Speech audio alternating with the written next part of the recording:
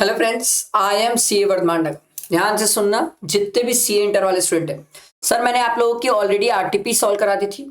MTP में income tax वाला part solve हो चुका है सर। ठीक, अब ये अपन सॉल्व करते हैं जीएसटी का केस सिनेरियो एमसीक्यू, और इसके बाद फिर नेक्स्ट वीडियो में डिस्क्रिप्टिव वाला पार्ट करा दूंगा सर।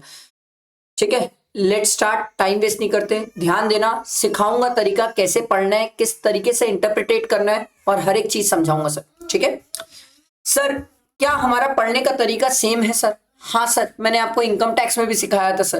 पहले आके अपन क्या पढ़ेंगे? Question, tax liability of Sarika and company for the month of April 2025 is dash each under CGST and SGST. तो आपको टैक्स लाइबिलिटी निकालना है। दूसरा बोल रहा है sir, import of service by Sarika and company will be treated as supply. तो वो हमें पढ़ना पड़ेगा तो पता चलेगा sir. And Sarika and company will be eligible to claim ITC on stock and capital goods as on. ठीक है भाई, पढ़ते सर आओ। आप लोगों से एक ही रिक्वेस्ट है, लाइक क्या करो और फ्रेंड्स को शेयर क्या करो। ठीक है, जितने भी स्टूडेंट्स को हेल्प होती है सर। ठीक, Sarika and company of Jabalpur was registered under GST under composition scheme. भाई साहब, ये कंपोजिशन स्कीम वाले लोग हैं भैया। ठीक है, ध्यान रखना। Outward supply of the firm for the month of April 2025 is 10 lakh rupees. ठीक है, out of which 2 lakh was supply of service. Sir मेरे को नहीं, ये सप्लाई ऑफ सर्विस की उससे दिक्कत नहीं है सर, पर मुझे इस चीज से दिक्कत है सर कि सर सप्लाई तो ये कर सकता है सर्विसेज, पर 10% of the turnover of the preceding financial year और 2 लाख सॉरी और 5 लाख, दोनों में विचएवर इज हायर वैल्यू तक की सर्विसेज दे सकता है सर। अब मेरे को तो प्रीसीडिंग फाइनेंशियल ईयर का टर्नओवर चाहिए सर, उसके बेसिस में डिसाइड करूंगा कि ये services with in the limit provide किया है कि नहीं किया सर। चलो देखते हैं। In the preceding financial year the firm was doing trading of taxable goods only. Nice, मतलब टैक्सेबल गुड्स का ही काम करते हैं sir. Turnover of the concern for the previous financial year was 100 lakh sir. मिल गया सर, मिल गया। तो 100 लाख का 10% आ गया सर 10 लाख। 10 लाख और 2 लाख दोनों में whichever is higher sir 10 lakh. Sir 10 lakh तक की सर्विसेज मैं दे सकता हूं सर। 10 लाख की सर्विसेज मैं करंट ईयर में दे सकता हूं। मैं तो 2 ही लाख रुपए की सर्विस दे रहा हूं करंट ईयर में सर। कोई दिक्कत नहीं है सर, आराम से मैं कंपोजिशन स्कीम के लिए एलिजिबल हूं और कंपोजिशन स्कीम में कैरी कर सकता हूं सर। हाँ, जब आप मेरे टैक्स लाइबिलिटी की बात करोगे तो सर 10 लाख का सर 1% आ जाएगा सर। ठीक है, अच्छा अब एक स्टूडेंट के मन में क्वेश्चन आ सकता था, सर एक बात बताओ, आपको कैसे पता चल रहा है ये मैन्युफैक्चरर है, ट्रेडर है? कुछ तो पता नहीं चल रहा है सर। सर यही तो खास बात है इस क्वेश्चन की, सीखो देखो ये क्या बोल रहा है। The firm was doing trading of only taxable goods. वो आपको सामने से हिंट करना चाह रहा है कि ये ट्रेडर है सर। ठीक है, ऐसे तो ऐसा क्वेश्चन में मेरे हिसाब से कहीं मेंशन नहीं है सर कि वो ट्रेडर है या क्या है सर, कुछ भी मेंशन नहीं है, बट इस लाइन से हमें पता चल रहा है सर कि वो ट्रेडर है सर। तो सर हमसे पहला क्वेश्चन तो यही पूछा था सर, टैक्स लायबिलिटी कितनी होगी? तो 10 लाख का 1% आ जाएगा सर अपना भैया। 10 लाख इसका 1% यह आता है सर 10,000, मतलब सीजीएसटी 5,000, एसजीएसटी 5,000। आओ सर, तो पहले क्वेश्चन का आंसर हमें मिला सर। आगे बढ़ते हैं। The firm imported the following services during the May 2025 sir. देखिए सर, ये नेक्स्ट मंथ की कहानी है सर, मई की, ये अप्रैल की थी, ध्यान रखना sir. Architect services from mister Mudit, a partner of the firm who resides in France for 1 lakh. The said services was paid but was not used in the course of furtherance of business। मैंने आपको बहुत simple समझाया, एकदम simple सुनना sir. अगर import of service है और अगर विथ कंसिडरेशन है तो ये मैटर ही नहीं करता सर कि इन the course of furtherance of business है नहीं है सर, वो टैक्सेबल है, एकदम आंख बंद करके टैक्सेबल है सर। अगर इंपोर्ट ऑफ सर्विसेज है विदाउट कंसिडरेशन है सर, तो चेक करो क्या वो रिलेटेड या डिस्टिंक्ट पर्सन से है। फिर चेक करो सर क्या इन the course of furtherance of business है। अगर ये दो बातें हैं तभी टैक्सेबल है, और अगर ये दो बातें भी नहीं है तो फिर तो टैक्सेबल ही नहीं है सर। आई बात समझ? तो इस केस में तो सर कंसिडरेशन है 1 लाख का, तो क्या ये टैक्सेबल? हाँ सर टैक्सेबल सर। ठीक है, आगे देखो sir. Management consultancy services from mister Mehta, a renowned lawyer in Sweden who was an x employee of the firm.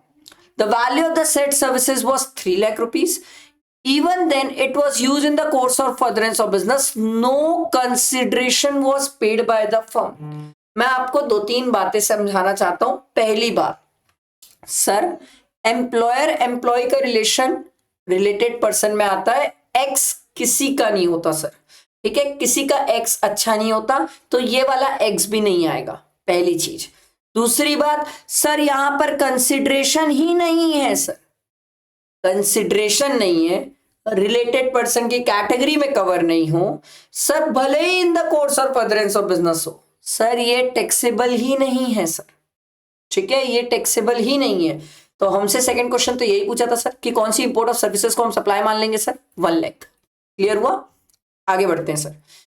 Aggregate turnover of the firm cross the threshold limit of 150 lakh on 25/6/2025 from the date from which date the firm will be liable to pay tax under regular scheme. Sir हम ना section 18 पढ़े थे sir, और section 18 में हमने एक बात सीखी थी सर, अगर कोई पर्सन कंपोजिशन से रेगुलर में जाता है सर, तो जिस दिन वो रेगुलर में जा रहा है उसके एक दिन पहले 25 को रेगुलर में गया सर, सर 24/6/2025 सर, एक दिन पहले से लेके एक साल पहले तक जितने भी इनपुट है उन सब की क्रेडिट हमें मिल जाएगी सर, जितने भी इनपुट है उन सब की हमें क्रेडिट मिल जाएगी सर. तो सर आपसे तो लास्ट वाला क्वेश्चन यही बोला था सर, सर क्या इनपुट की क्रेडिट मिल जाएगी? हाँ सर, पर एक बात ध्यान रखना, वही इनपुट की क्रेडिट मिलेगी जो इनपुट आपके पास स्टॉक में होना चाहिए सर. सर क्या कैपिटल गुड्स की भी मिलती है? हाँ सर, कैपिटल गुड्स की भी मिलती है, पर सर कैपिटल गुड्स के केस में ना 5% पर क्वार्टर और पार्ट देयर ऑफ वाला करना पड़ता है सर. वो कैलकुलेशन करने के बाद जो कैपिटल गुड्स की क्रेडिट होती है ना सर, वो मिल जाती है सर. आई बात समझ? तो सर ये हमारी डेट आ गई 24/6/2025. समझ आया? और नेक्स्ट क्वेश्चन, पहले नीचे आके पढ़ो सर क्या चाहते हैं हमसे. सबसे पहले बोला sir effective date of registration बोला है, फिर the date by which invoice should be must be issued by the Alice limited बोला सर, और इंटरेस्ट पेबल भी बोला in case of delayed payment of GST sir. चलो आओ sir. 7 Star Private Limited, a regular GST registered supplier of both taxable and exempted goods, is located in Shimla, Himachal Pradesh. The company provide the following details. The aggregate turnover of the goods exceed sir 29th जुलाई को 20 lakh exceed किया and 16th अगस्त को 40 lakh exceed किया. पहला question तो ये आया sir, क्या हिमाचल प्रदेश को मैं 40 लाख की लिमिट देता हूं? हाँ सर, हिमाचल प्रदेश को हम 40 लाख की लिमिट देते हैं sir. It submitted the application for GST registration on 30th August. Sir क्या 30 डेज के अंदर अप्लाई कर दिया रजिस्ट्रेशन के लिए? हाँ सर, 16th अगस्त से आप 30 डेज काउंट करोगे तो वो 30th अगस्त को अप्लाई कर चुका है रजिस्ट्रेशन के लिए. इसको रजिस्ट्रेशन सर्टिफिकेट ग्रांट हो रहा है 8 सितंबर को. सर हम रजिस्ट्रेशन चैप्टर पढ़े और वहां पर ये सीखे थे सर कि कोई पर्सन है जो सर 30 डेज के अंदर अप्लाई कर देता है रजिस्ट्रेशन के लिए, तो सर उस केस में जिस दिन वो लाइबल टू रजिस्टर होता है सर, उस दिन से उस पर्सन को रजिस्टर मान लिया जाता है. तो सर ये लाइबल टू रजिस्टर कब से था? 16 अगस्त से सर. तो ये कब से रजिस्टर मान लिया जाएगा? 16 अगस्त से. आपसे पहला क्वेश्चन तो यही पूछा ना sir, effective date of registration. अगला आगे बढ़ते sir. It also entered into a contract with Alice limited of Manali. देखो सर ये तरीका होता है, पहले क्वेश्चन पढ़ो फिर कैसे आंसर मिलते रहते हैं. देखो, it has entered into a contract with Alice limited of Manali, Himachal Pradesh on 10 September for the supply of taxable goods worth 15 lakh. The payment for the set services was, देखो भाई, वाज रिसीव्ड ऑन 12th सितंबर. ठीक है. The goods were scheduled for delivery on 25th September but were removed from the factory on 24th September. Sir ये हमसे time of supply चाहता है sir, time of supply चाहता है सर, और ये भी पूछ रहा है सर कि कब कितने टाइम पीरियड के अंदर हमें इनवॉइस इशू कर देना चाहिए. तो अगर आपको याद आ रहा हो सेक्शन 31, और सेक्शन 31 ये बोलता है सर क्या गुड्स रिमूव हो सकते हैं सर? हाँ सर, गुड्स रिमूव हो सकते हैं सर. तो सर ऑन और before the date of removal आपको इनवॉइस इशू कर देना चाहिए. तो इस केस में तो अगर मैं सिर्फ इसी क्वेश्चन के आंसर के बेसिस में बात करूं तो बहुत ही सिंपल है सर, 24 सितंबर, इस दिन तक इसको इनवॉइस इशू कर देना चाहिए. पर मैं अगर थोड़ा सा आपसे और बात करूं कि भाई 24 सितंबर तक इनवॉइस इशू हो जाना चाहिए था सर, इसने इनवॉइस कब इशू किया सर? डिलीवरी के लिए पेमेंट की बात हुई है, कॉन्ट्रैक्ट हुआ है। हाँ, इसने तो इनवॉइस इशू नहीं किया है सर। तो सर इस केस में अगर मैं टाइम ऑफ सप्लाई सोचने जाता तो भी सर क्या आ जाता, 24 सितंबर ही आता सर। आ रही है बात समझ? वैसे मेरे को तो ये बताना नहीं था, मेरे को आप लोगों से पूछना चाहिए था, मैं बता दिया, गलती किया। चलो आगे देखते हैं। नेक्स्ट पॉइंट क्या बोल रहे हैं, it is opted monthly filing of return of GSTR 3B and file GSTR 3B for the month of September on 19 December. Sir सितंबर का हमें 20 अक्टूबर तक फाइल करना होता है सर, ठीक है। हम तो दिसंबर में फाइल कर रहे हैं सर, तो अक्टूबर से दिसंबर दिन गिनना पड़ेगा सर। अक्टूबर के हो गए 11, नवंबर के 30 और दिसंबर के 19।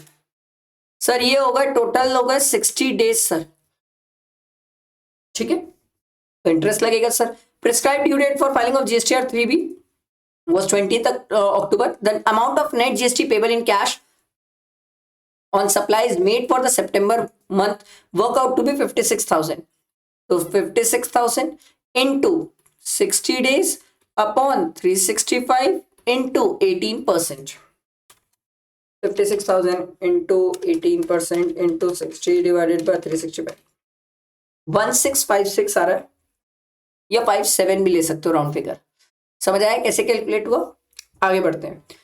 Kedar and associate made an application for cancellation of GST registration in the month of March due to closure of its business. Its application for cancellation of GST registration was approved with effect from 4 April. वैसे मैं आपको एक मस्त वाली बात बताऊं, मैं यहाँ पर छेड़ना तो नहीं चाहता था, बट मैं आपको बताऊं, ये इंटरेस्ट को लेके एक बहुत प्यारी अमेंडमेंट है, बहुत प्यारी अमेंडमेंट है। और मैं एक स्टूडेंट को बोलता हूँ सर वो अमेंडमेंट जरूर देख के जाना चाहिए, डेफिनेटली देख के जाना चाहिए, अदरवाइज सर बैंड बज जाएगी स्कूल, मतलब ये बैंड बज जाएगी आपके एग्जाम में सर। और मैंने जो अमेंडमेंट बेस्ड क्वेश्चन डाला ना सर, उसमें वो करवाया भी है, तो कर लेना, ठीक है। कहाँ था मैं? It's application for cancellation of GST registration was approved with effect from 4 September by the proper officer by passing an order on the for the same on 14 September. Sir हम ना पढ़ के आए थे सर, अब आपसे ये पूछ रहे हैं सर कि इसका रजिस्ट्रेशन कैंसिल की बात है सर, इसको फाइनल रिटर्न कब डालना है सर?